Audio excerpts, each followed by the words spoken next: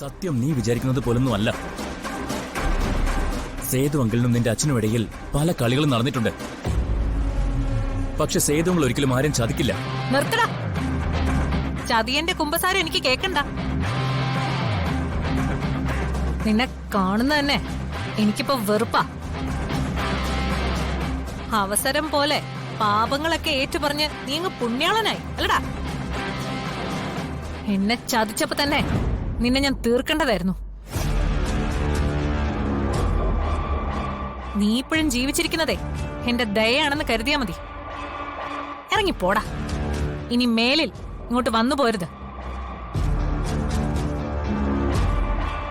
അവന്തിയ പറഞ്ഞത് കേട്ടില്ലേ? പൊയ്ക്കോ. ഇനി ഇവിടെ നിന്ന് ഷോ കാണിച്ചാൽ നീ മര്യാദയ്ക്ക് പോവില്ല. നിന്റെ ഒരു വക്കാലത്ത് ഇവിടെ വേണ്ട. നീ പോ. അവന്തിക നിന്റെ ശത്രുവാ. അവന്തികെ, എനിക്ക് പറയാനുള്ളത് നിന്റെ നന്മയ്ക്ക് വേണ്ടിയാ. ഇനിയെങ്കിലും നീ അത് കേട്ടില്ലെങ്കിൽ നിന്റെ സർവനാശമായിരിക്കും ഫലം.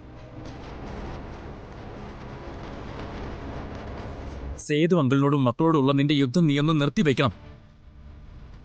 അത് അനാവശ്യമാ. ശരി, നീ പറയുന്നത് പോലെ ഞാനെല്ലാം നിർത്തിവെക്കാം.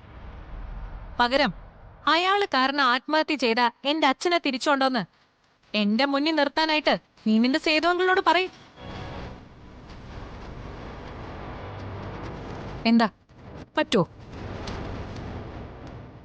എന്റെ അച്ഛനെ തിരിച്ചു കൊണ്ടുവന്ന് തരാനായിട്ട് അയാൾക്ക് പറ്റുമോന്ന്?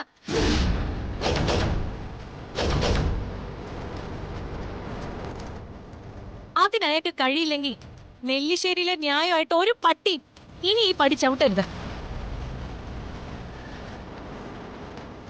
മേലിൽ നീ എന്റെ കൺമുന്നിലും വന്നു പോരുത്. കേട്ടോടാ ചതിയ.